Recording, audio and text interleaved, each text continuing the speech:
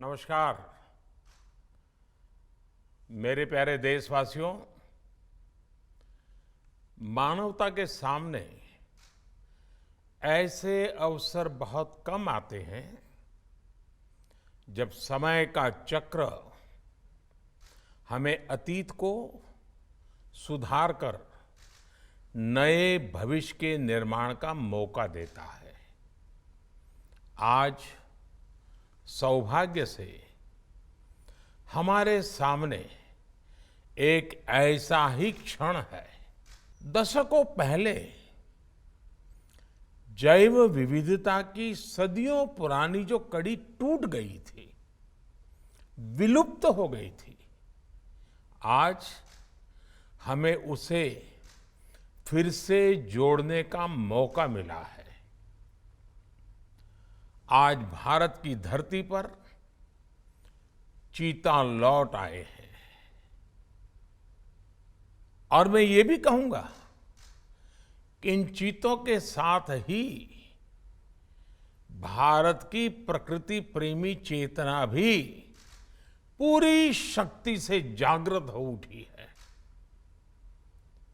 मैं इस ऐतिहासिक अवसर पर सभी देशवासियों को बहुत बहुत बधाई देता हूं।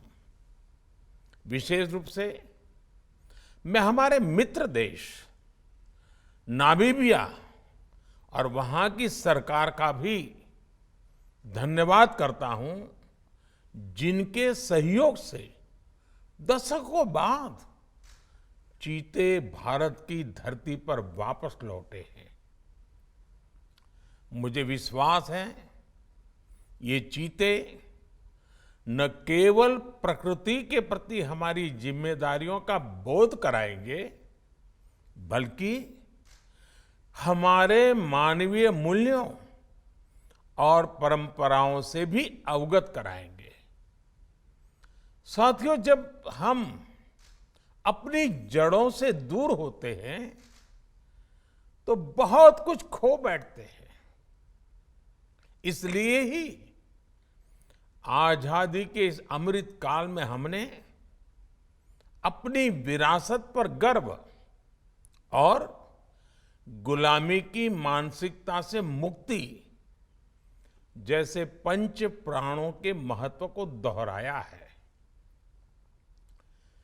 पिछली सदियों में हमने वो समय भी देखा है जब प्रकृति के दोहन को शक्ति प्रदर्शन और आधुनिकता का प्रतीक मान लिया गया था।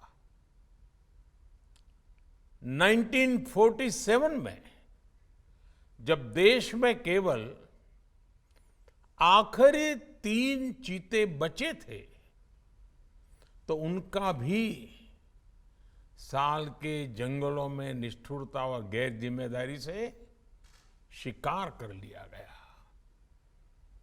ये दुर्भाग्य रहा कि हमने 1952 में चीतों को देश से विलुप्त तो घोषित कर दिया, लेकिन उनके पुनर्वास के लिए दशकों तक कोई सार्थक प्रयास नहीं हुआ।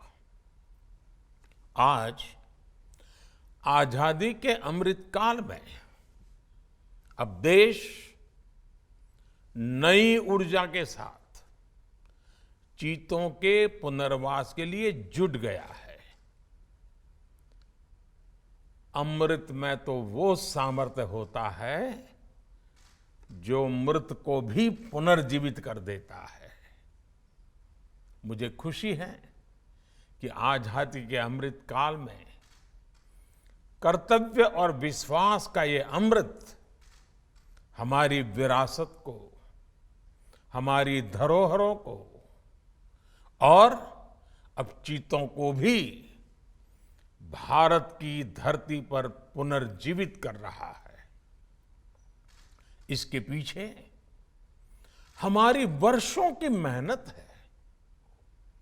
एक ऐसा कार्य राजनीतिक दृष्टि से जिसे कोई महत्व नहीं देता, उसके पीछे भी हमने भरपूर ऊर्जा लगाई। इसके पीछे एक विस्तृत चीता एक्शन प्लान तैयार किया गया। हमारे वैज्ञानिकों ने लंबी रिसर्च की, साउथ अफ्रीकन और नामीबियाई एक्सपर्ट के साथ मिलकर काम किया। हमारी टीम्स वहां गई, वहां के एक्सपर्ट भी भारत आए। पूरे देश में चीतों के लिए सबसे उपयुक्त क्षेत्र के लिए वैज्ञानिक सर्वे किए गए और तब कूनो नेशनल पार्क को इस शुभ शुरुआत के लिए चुना गया।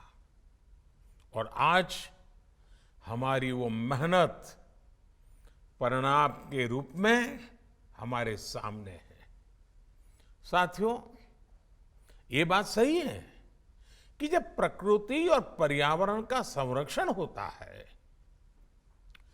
तो हमारा भविष्य भी सुरक्षित होता है, विकास और समृद्धि के रास्ते भी खुलते हैं।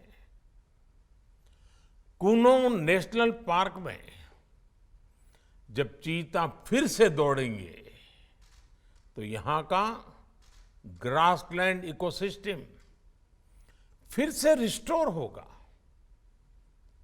बायोडायवर्सिटी और बढ़ेगी। आने वाले दिनों में यहां इको टूरिज्म भी बढ़ेगा, यहां विकास की नई संभावनाएं जन्म लेगी, रोजगार के अवसर बढ़ेंगे। लेकिन साथियों, मैं आज आपसे सभी देशवासियों से एक आग्रह भी करना चाहता हूं। कूनो नेशनल पार्क में छोड़े गए चीतों को देखने के लिए देशवासियों को कुछ महीने का धैर्य दिखाना होगा, इंतजार करना होगा, सहयोग करना होगा। आज ये चीते मेहमान बनकर आए हैं, इस क्षेत्र से अनजान है। कूनो नेशनल पार्क को ये चीते अपना घर बना पाए, इसके लिए हमें इन चीतों को भी कुछ महीने का समय देना होगा। अंतर्राष्ट्रीय गाइडलाइंस पर चलते हुए भारत इन चीतों को बसाने की पूरी कोशिश कर रहा है। हमें अपने प्रयासों को विफल नहीं होने देना है। साथियों, दुनिया आज जब प्रकृति और पर्यावरण की ओर देखती है तो सस्टेनेबल डेवलपमेंट की बात करती है, लेकिन प्रकृति और पर्यावरण, पशु और पक्षी भारत के लिए एक केवल सस्टेनेबिलिटी और सिक्योरिटी के विषय ही सिर्फ है ऐसा नहीं है। हमारे लिए ये हमारी सेंसिबिलिटी और स्पिरिचुअलिटी का भी आधार है। हम वो लोग हैं जिनका सांस्कृतिक अस्तित्व सर्वम खल्विदम ब्रह्म इस मंत्र पर टिका हुआ है। अर्थात संसार में पशु, पक्षी, पेड़, पौधे, जड़, चेतन जो कुछ भी है वो ईश्वर का ही स्वरूप है, हमारा अपना ही विस्तार है। हम वो लोग हैं जो कहते हैं परम परोपकारार्थम यो जीवति सह जीवति, अर्थात खुद के फायदे को ध्यान में रख करके जीना वास्तविक जीवन नहीं है। वास्तविक जीवन वो जीता है जो परोपकार के लिए जीता है। इसलिए हम जब खुद भोजन करते हैं उसके पहले पशु पक्षियों के लिए अन्न निकालते हैं। हमारे आसपास रहने वाले छोटे से छोटे जीव की भी चिंता करना हमें सिखाया जाता है, बचपन से सिखाया जाता है। हमारे संस्कार ऐसे हैं कि कहीं अकारण किसी जीव का जीवन चला जाए तो हम अपराध बोध से भर जाते हैं। फिर किसी पूरी जीव जाति का अस्तित्व ही अगर हमारी वजह से मिट जाए, ये हमें कैसे स्वीकार हो सकता है? आप सोचिए, हमारे यहां कितने ही बच्चों को ये पता तक नहीं होता है कि जिस चीता के बारे में सुनकर वो बड़े हो रहे हैं, वो उनके देश से पिछली शताब्दी में ही लुप्त हो चुके हैं। आज अफ्रीका के कुछ देशों में और ईरान में चीता पाए जाते हैं, लेकिन भारत का नाम उस लिस्ट से बहुत पहले हटा दिया गया था। आने वाले वर्षों में बच्चों को इस विडंबना से नहीं गुजरना पड़ेगा। मुझे विश्वास है वो चीता को अपने ही देश में कूनो नेशनल पार्क में दौड़ता देख पाएंगे। चीता के जरिए आज हमारे जंगल और जीवन, उसका एक बड़ा शून्य भर रहा है। साथियों, आज 21वीं सदी का भारत पूरी दुनिया को संदेश दे रहा है कि इकोनॉमी और इकोलॉजी कोई विरोधाभासी क्षेत्र नहीं है। पर्यावरण की रक्षा के साथ ही देश की प्रगति भी हो सकती है। ये भारत ने दुनिया को करके दिखाया है। आज एक और हम विश्व की तेजी से बढ़ती अर्थव्यवस्था में शामिल है, तो साथ ही देश के वन क्षेत्रों का विस्तार भी तेजी से हो रहा है।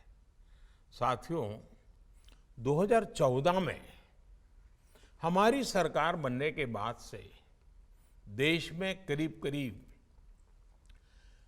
250 नए संरक्षित क्षेत्र जोड़े गए हैं। हमारे यहाँ एशियाई शेरों की संख्या में भी बड़ा इजाफा हुआ है। आज गुजरात देश में एशियाई शेरों का बड़ा क्षेत्र बनकर उभरा है। इसके पीछे दशकों की मेहनत, रिसर्च बेस्ड पॉलिसीज और जन भागीदारी की बड़ी भूमिका है। मुझे याद है, हमने गुजरात में एक संकल्प लिया था, हम जंगली जीवों के लिए सम्मान बढ़ाएंगे और संघर्ष घटाएंगे। आज उस सोच का प्रभाव परिणाम के रूप में हमारे सामने है। देश में भी टाइगर्स की संख्या को दोगुना करने का जो लक्ष्य तय किया गया था, हमने उसे समय से पहले हासिल किया है। असम में एक समय एक सींग वाले गैंडों का अस्तित्व खतरे में पड़ने लगा था, लेकिन आज उनकी भी संख्या में वृद्धि हुई है। हाथियों की संख्या भी पिछले वर्षों में बढ़कर 30,000 से ज्यादा हो गई है। भाइयों और बहनों, देश में प्रकृति और पर्यावरण के दृष्टिकोण से जो एक और बड़ा काम हुआ है, वो है वेटलैंड का विस्तार।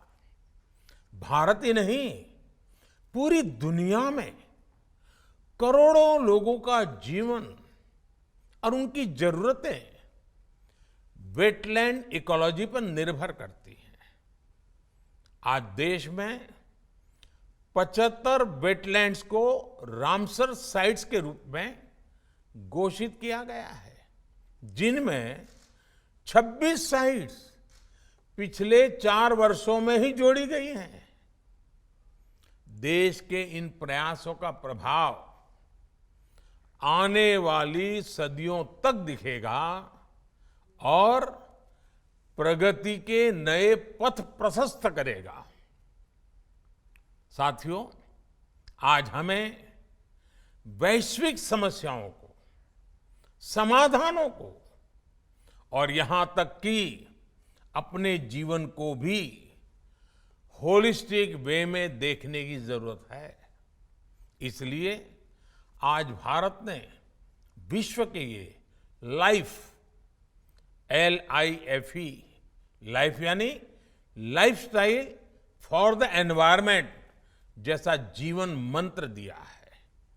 आज इंटरनेशनल सोलर अलायंस जैसे प्रयासों के द्वारा भारत दुनिया को एक मंच दे रहा है, एक दृष्टि दे रहा है। इन प्रयासों की सफलता दुनिया की दिशा और भविष्य तय करेगी।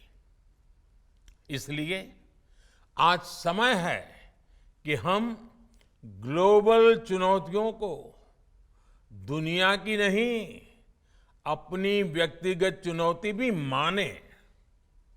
हमारे जीवन में एक छोटा सा बदलाव पूरी पृथ्वी के भविष्य के लिए एक आधार बन सकता है। मुझे विश्वास है भारत के प्रयास और परंपराएं इस दिशा में पूरी मानवता का पथ प्रदर्शन करेगी, बेहतर विश्व के सपने को ताकत देगी। इसी विश्वास के साथ आप सभी को इस मूल्यवान समय पर, ऐतिहासिक समय पर बहुत बहुत धन्यवाद देता हूं, बहुत बहुत बधाई देता हूं।